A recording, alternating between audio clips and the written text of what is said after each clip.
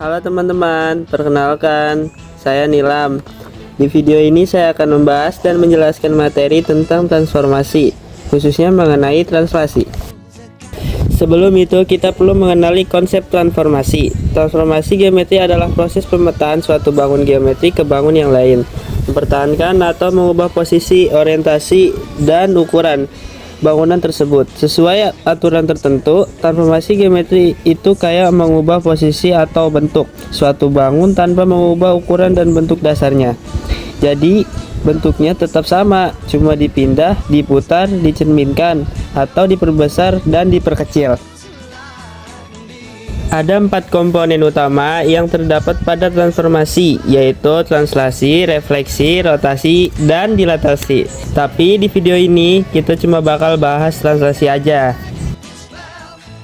Nah, perlu teman-teman tahu, translasi adalah transformasi geometri yang memindahkan setiap titik suatu bangun. Aturan umum translasi dituliskan dengan perubahan koordinat dari X, Y menjadi X plus A, Y plus B. Artinya, setiap titik awal dengan koordinat X dan Y akan berpindah posisi sesuai dengan nilai A dan B. Nilai A menunjukkan seberapa jauh titik tersebut bergeser pada sumbu X, sedangkan nilai B menunjukkan seberapa jauh pergeseran pada sumbu Y. Jika nilai A positif, titik bergeser ke kanan, dan jika negatif, bergeser ke kiri. Begitu juga dengan nilai B, jika positif titik bergeser ke atas, dan jika negatif titik bergeser ke bawah. Dengan demikian, translasi dapat dipahami sebagai proses memindahkan titik dengan menambahkan nilai pergeseran pada masing-masing koordinatnya. Sekarang saya punya beberapa contoh soal translasi yang perlu kita analisis.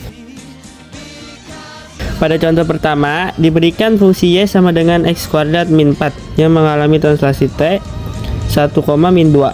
Artinya, grafik fungsi tersebut digeser 1 satuan ke kanan dan 2 satuan ke bawah. Untuk menentukan persamaan baru setelah translasi, nilai X diganti menjadi X plus 1 dan nilai Y diganti menjadi Y min 2. Setelah disubstitusikan dan disederhanakan, diperoleh persamaan bayangan grafik, yaitu Y sama dengan X kuadrat min 2X min 5. Pada contoh kedua, terdapat titik A 3,5 yang digeser ke kiri sejauh 3 satuan. Karena pergeseran ke kiri berarti nilai X berkurang 3, sedangkan nilai Y tetap. Maka bayangan titik tersebut adalah B aksen 0,5. Pada contoh ketiga, terdapat titik B min 1,3 yang digeser ke atas sejauh 4 satuan. Pergeseran ke atas membuat nilai Y bertambah 4, sementara nilai X tetap. Dengan demikian, bayangan titik tersebut adalah C aksen min 1,7. Pada contoh keempat ini, terdapat soal cerita yang lumayan rumit tapi seru. Mari kita analisis. Mula-mula, posisi motor Bayu berada di titik S 2,4. Kemudian motor tersebut digeser oleh Nilam dengan translasi T 3,5. Artinya, nilai X bertambah 3 dan nilai Y bertambah 5. Sehingga diperoleh titik baru S aksen 5,9.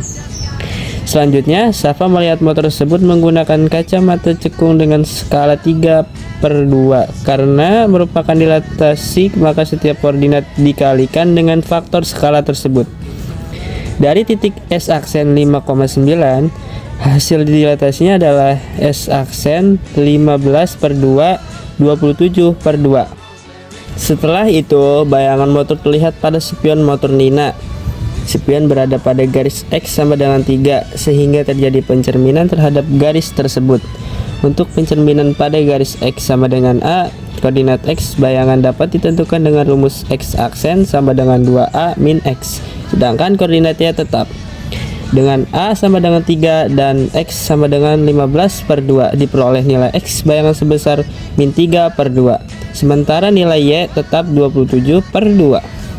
Jadi, koordinat bayangan akhir motor Bayu pada spion Nina adalah min 3/2, 27/2. Dari seluruh pembahasan yang kita sudah bahas di video ini, dapat disimpulkan bahwa translasi hanya mempengaruhi posisi objek, bukan bentuk atau sifat dasarnya. Oleh karena itu, translasi banyak digunakan untuk memodelkan pergerakan objek dalam kehidupan sehari-hari, seperti perpindahan posisi benda, pergeseran grafik, maupun ilustrasi gerak pada bidang koordinat. Sekian dari saya mengenai pembahasan matematika transformasi kali ini. Terima kasih.